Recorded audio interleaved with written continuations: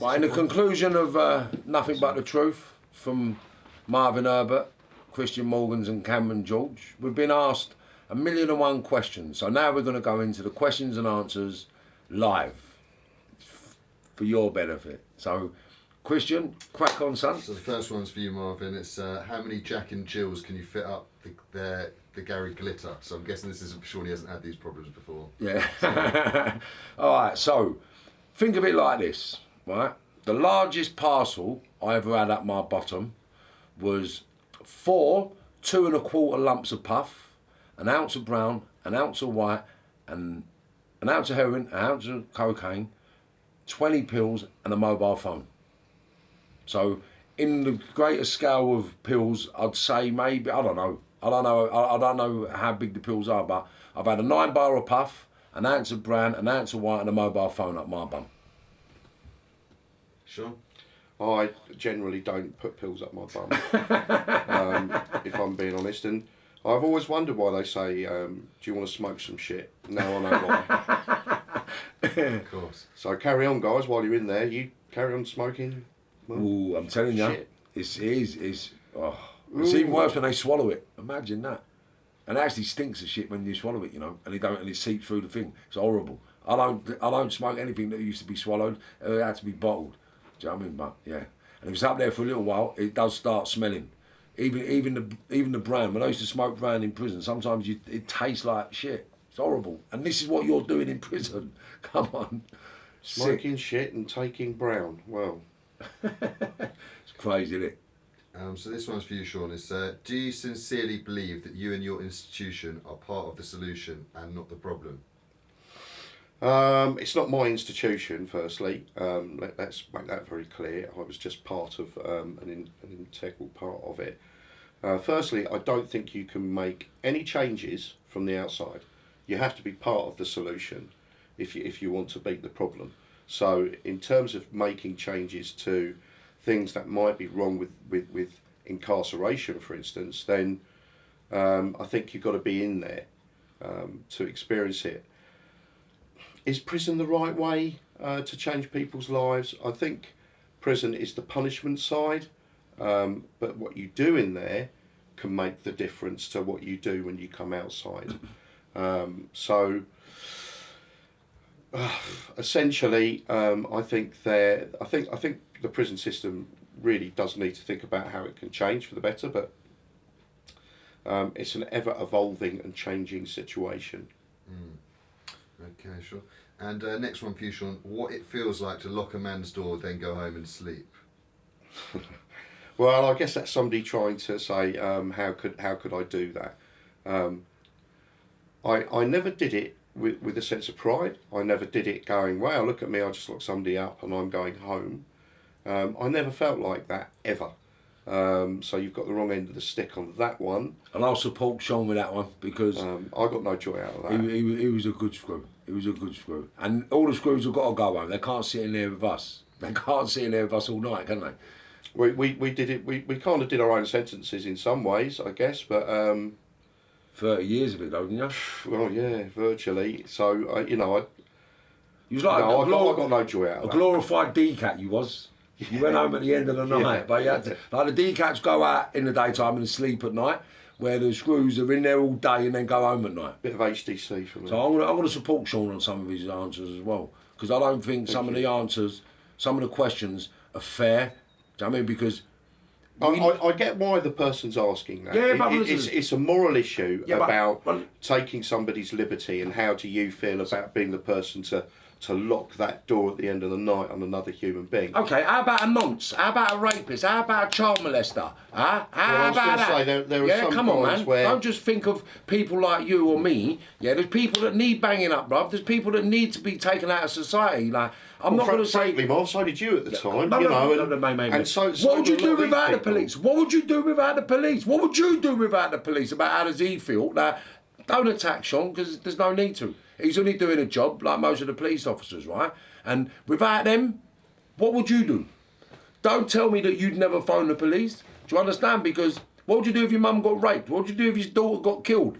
What would you do? You want no investigation. What would you do if you got raped? What would you do if you got killed? Like, what would you want to happen?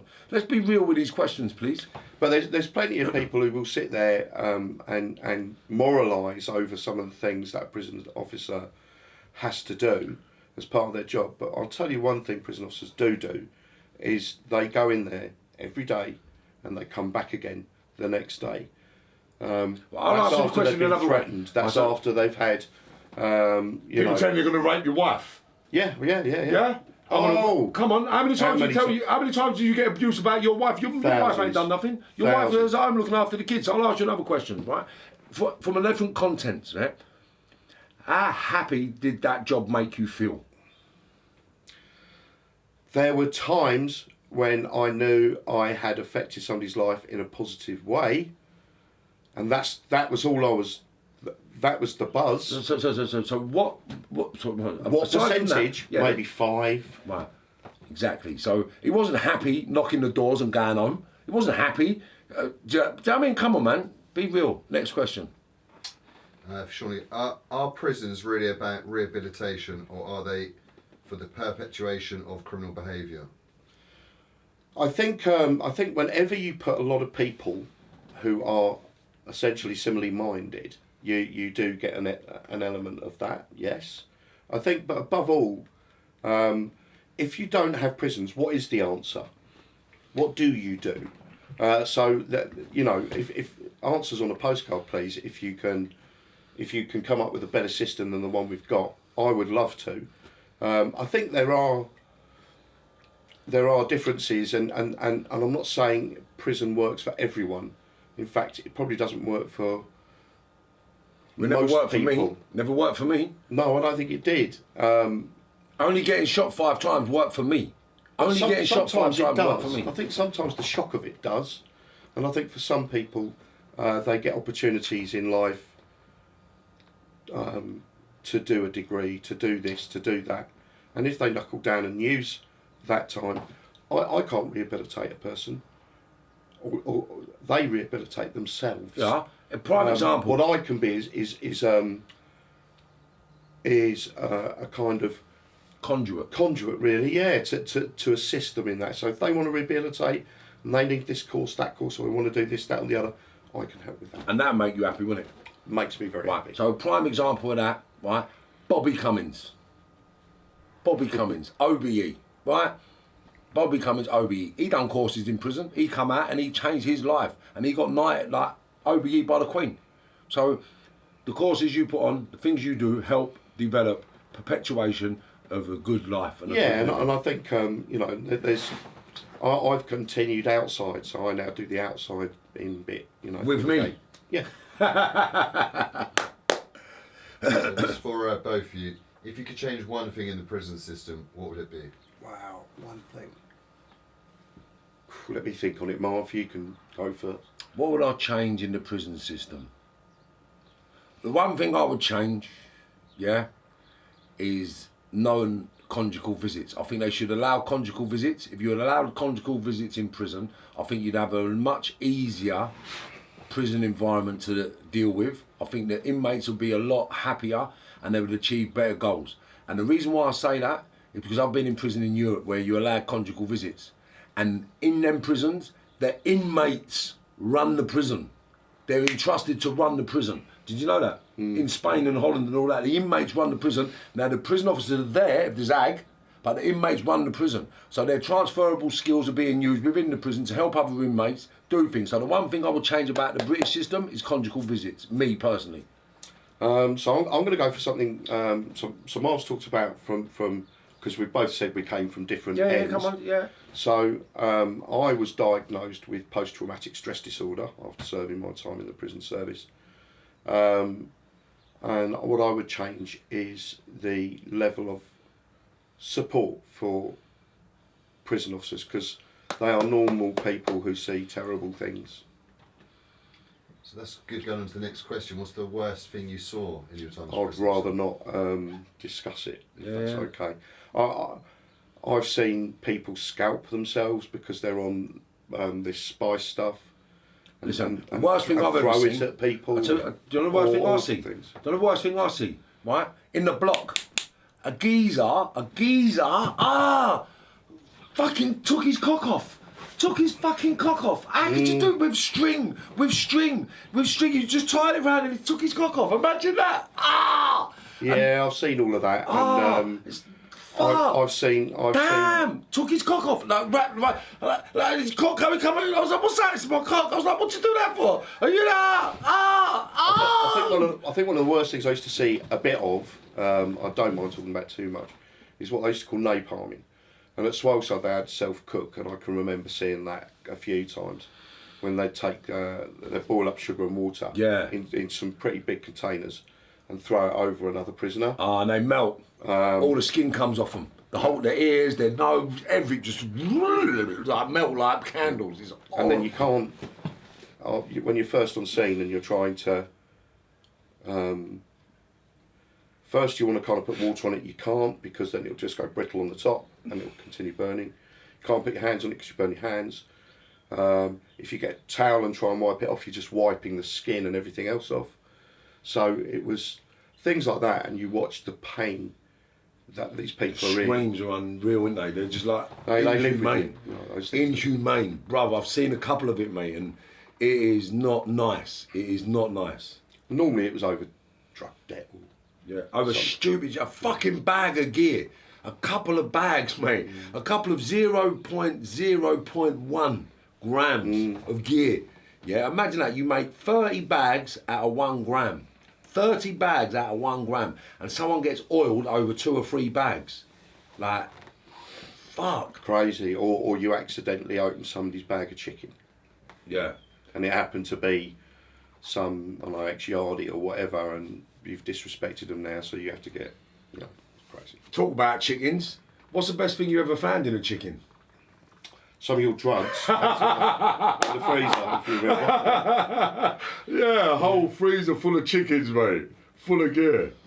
Yeah, I remember finding that. Yeah, that was mad, that one. So next one, would you say prison is the right punishment for drug criminals instead of rehabilitation or legal drugs? Is that drug junkies? Yeah, that's what I mean, Yeah. Drug addicts. Drug users? Yeah. No, absolutely not. I agree with that. I think they all need rehab and sort of supported living. It really does no good whatsoever. It's just harms. They and the combated amount of methadone they end up on. Yeah, and they combated that in Scotland, didn't they? They're the first pioneers to prevent prisoners going to prison. We used to have 5 litre tubs of methadone that could be, like one of those could be gone in a day, on their script, on the wing. It's ridiculous. It's not the right way to deal with it at all. No. Obviously, when you were a prison officer, it was the motivation. Was it just a job, or was it to rehabilitate and make a difference, Sean? I think I've said that time and again. And I can honestly stand there. I've come out of prison and continued. Even that down the landing, right, with the iron, right? I'm allowed out. I've got certain officers intimidated by my presence, so they let me out of my cell when everyone's banged up. They let me do things on the landing what other inmates couldn't do. So I'm out there ironing my shirt. Sean's turned up and he's gone, what are you doing on the landing? Now he's an SO, he said, what are you doing on the landing? You're supposed to be banged up. Now straight away I'm like, what the fuck are you talking about? Because in my head, you're being disrespectful to me because I'm being allowed out of my cell. But you're doing your job. Now, you could have pressed the button, and he could have pressed the button and got me weighed in by 40 officers, right? Because 3 officers from every wing have got to come to a bell, right? So that's 3 officers of every wing, 10 wings, right? Bam, I would have been bent up and taken down the block. What did he do? He made me laugh. And then walked me back to my cell, where I just sort of banged up happily, to wait for my visit. So, Sean, I can honestly say, Sean Talbot is about rehabilitation, reform and support. And I can say that, Sean, and I can. I'll shake your hand, because the work we're doing now, and the man that you were back then, you haven't changed. I'd still believe in people. Yeah. I believe in human and I'll stand by Sean on that. He's got me in his ass. I'm in his ass. His missus and kids are in there. Right? And what? And you need to ask the question, does he believe in reform? Wow. Damn. Absolutely. Come on, I'm in your gaff, mate. We're in your bar, sitting down. Family's not even 2-3 metres away. Do you know what I'm saying, Did you ever think you'd see the day that Marvin Herbert became the good guy? No, I genuinely didn't. I genuinely didn't. No. I thought Marvin was a complete and utter career criminal. I've met some career criminals who, well, they continue to be so, I suppose. I don't know, because I'm not in that environment anymore. It was the biggest shock to me when I met him, and when he spoke to me. It was wonderful. I don't feel, like I said, rehabilitation is up to the individual, and Marvin is a marvel, marvellous Marvin. Marvellous Marv, come on. So how do you feel when you put us down the block for months with no telly, just a book and a wind-up radio? So how do you feel putting people in the block? Did you? Oh, I loved it. No, I didn't. It depended on why they were going to the block, and it wasn't me putting them there. It was themselves putting themselves And I can agree there. with that, because I put myself down the block. I knew when I was doing this bullshit, when I was running drug cultures in prisons, and I was getting people cut, I was getting people oiled, I was getting people beaten, I was getting people's canteen taken off them, I was getting everything done. I was getting that done to them. Me, go and do this, go and see him, go and... What? They ain't... But fuck! And then I'm down the block for 3 months on GOAD. What else are they supposed to do? Come on, man. Do you understand? It's a bit like, I liken it to like when I've had to turn around to my kids if they're being naughty. Sometimes I've had to send them to their room. Yeah. And I've taken their TV away. It's not a lot different in terms of that. It's not me, it's not my behaviour that puts people into the segregation unit. Or the care and separation unit as they're called now. Care separation unit. That's what they're called now. It's themselves. They put themselves there, not me. It is, mate. And that's what I'm saying. That's a pathetic question, really. Do you know what I'm saying? You're down the block because you're a bad man. I get some of this. I do hear people moralise about these things, and it's not till you somebody really talks to you about it, maybe, that you truly understand. So I don't belittle any question. There is no such thing as a silly question. But there would be silly answers. I'll take that back. There would be silly answers, and the silly answer for me would be tell you that I feel something because I put somebody down the bottom. I don't. The reason why I said it was a silly question is because he said us or me. Well, he's talking like he was a former prisoner. Yeah, so that's what I'm saying. So come on, man. Like, I knew when I was going block. Yeah. I knew if I got caught doing something, I'm getting bent up. Yeah. I knew that. You know the consequences of your actions in prison. You know. Because obviously one thing I witness, I see people getting sent to the block for being naughty, but then there's a lot of people that shouldn't be in prisons that are mentally damaged, I believe, and then they're getting sent to the block, which makes... But that ain't his fault, is it? I think that ain't his fault, I is think it? there are Do people... you ever send people to the block? No, he doesn't send anybody to the black. Listen to the question. Yeah. He doesn't send anybody to the block. Well, right? people themselves. But I'm all saying, right. So just ask yourself but you are right. There are people who are very damaged who are in prison. Right. So prison officers. Sure. Prisons can I just finish this? Are not designed, and are not. We're not mental health nurses. We're not people who truly have that full understanding. And I do agree with you. There is an element of that, and there's a lot of politics around that. And we could go back to Maggie Thatcher, care in the community, when she closed down numerous mental health institutes, saying that there would be this care in the community. There was an instant rise in the prison population from that political decision, where prison officers suddenly were thrown into a situation where they were having to deal with people with mental health issues that they'd never ever witnessed, seen or understood. And that's what I was going to say. And are prisons designed for people with mental health issues? No, they're they're not. not. And do some of them end up in care and separation units? Really sadly, they do. Yeah, but the question is this, yeah? What would you do? Yeah, what are you supposed to do when a man comes on the landing and cuts everybody on the wing? Just starts cutting everyone, or someone just starts eating shit and starts come on, cover themselves in shit. Like, what are they supposed to do with them? Oh, you know what? Have a shower, mate. I had a guy who was a prolific self-harmer. Yeah, what are you supposed to do with him? Essentially used to cut. He'd smash up razor blades, and then he'd cut himself a flap of skin and place razor blades under the flap of skin, so that wherever he went, he always had blades all over his body. So he had some serious mental health issues, and I talked to him. We kept him on the main for quite a long time. Again, a brilliant artist, right? The guy was an incredible artist, but with real mental health issues. And eventually he started to cut again, and again he was put down into the segregation unit because there was nowhere else to put him. There's nowhere else to put him. And it's a failing of society. It is. And imagine putting that geezer in another geezer's cell. What the fuck? Do you know what I mean? Like, they've got a duty of care. Got a duty of care. When we ask these questions, always bear in mind that politically, we all have choices every 5 years normally. So when you're talking about what decisions are made around how prisoners are treated, you have a direct influence, all of you. You all have the ability to vote. So read the white paper. Don't be somebody who just makes decisions based on something on telly. Actually go into it and find out, what are they doing? The worst prisoner you both ever came across?